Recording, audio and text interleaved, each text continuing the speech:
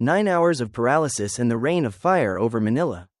In the early morning hours of December 8, 1941, Manila time, the telephone rang frantically in Field Marshal MacArthur's luxurious penthouse at the Manila Hotel. On the other end, a choked voice from Washington delivered the shattering news: Pearl Harbor is under attack. The Pacific Fleet is in flames. World War II had arrived in the East. Operational plans were explicit. In the event of war, American air power in the Philippines was to immediately take off and launch preemptive strikes on Japanese bases in Taiwan.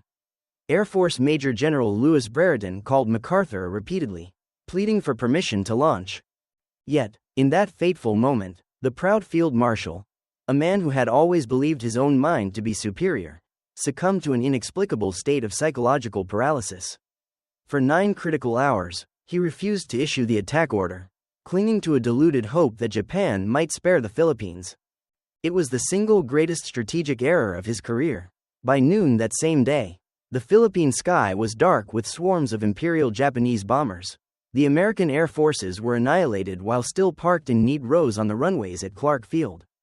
The defensive lines crumbled. The Philippine Army, trained by MacArthur himself, panicked, discarding their weapons and fleeing in terror from General Masaharu Homa's tank units.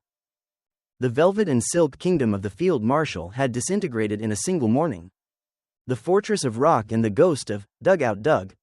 As Japanese forces landed en masse, MacArthur was forced to swallow his pride, ordering all American Filipino forces to retreat to the rugged, remote Bataan Peninsula, while he moved his own headquarters to the fortified island of Corregidor, known as the Rock, which lay at the entrance of Manila Bay.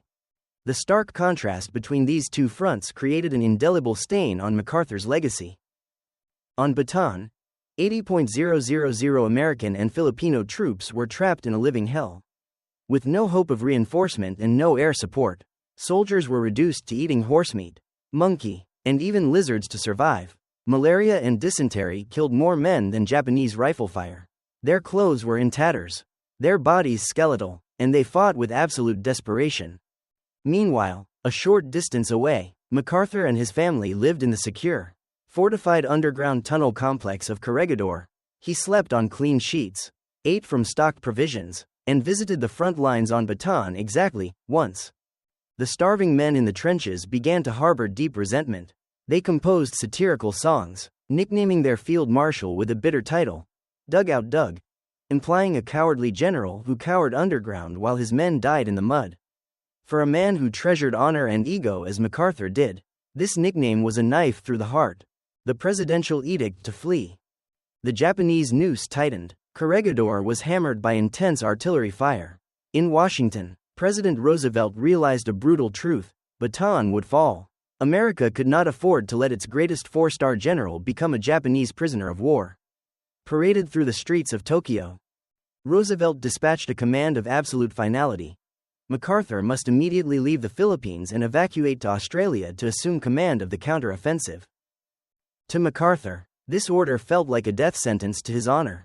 To abandon 80,000 soldiers fighting in his name and flee? It was the deepest humiliation possible for a military officer. He initially planned to refuse, even to take a rifle himself and fight to the end. But in the end, reason and the counsel of his staff persuaded him. America needed him alive to seek vengeance. The escape into darkness on tattered mosquito boats. On the night of March 11, 1942, under the cover of dense fog and in absolute secrecy, MacArthur, his family, and a select group of corps officers boarded the ruined dock of Corregidor. Their means of escape was not a mighty warship, but rather 4 tattered, worn-out PT boats, mosquito boats, made of thin plywood.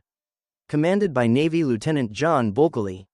The journey to break through the Imperial Japanese Navy's blockade was a reckless gamble. For 35 hours, the small boats pounded across the vicious Pacific waves. MacArthur, once the all-powerful field marshal, now lay collapsed on the wooden floor of the boat, vomiting continuously from seasickness and exhaustion, soaked in seawater and engine oil. Miraculously, they slipped past the Japanese destroyers, reached a secret base in Mindanao, and then boarded a B-17 bomber bound for Australia. The Immortal Oath and the Death March. Upon arriving at Tarawi railway station in South Australia on March 20, MacArthur, his face gaunt but his eyes burning with the fire of vengeance. Stepped before the media, with a voice that vibrated with rage and pride, he delivered the single most famous quote of the entire Second World War. "The President of the United States ordered me to break through the enemy lines. I came through and I shall return." The Pentagon wanted him to say, "We shall return," but MacArthur insisted on the singular, I.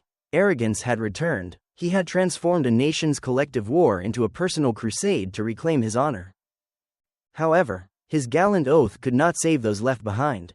Nearly a month later, Bataan fell. Corregidor surrendered. 80,000 American and Filipino troops were captured and forced into the Bataan Death March, one of the most brutal war crimes in history, where thousands were beaten, starved, and executed along the way. From the safety of Australia, MacArthur received the news of his soldiers' fate. The radiant glow of his white uniform was now blackened by regret and hatred. The Aethan had fallen, but he would use the next 3 years of his life to transform the oath, "I shall return," into a tempest that would sweep across the entire Pacific.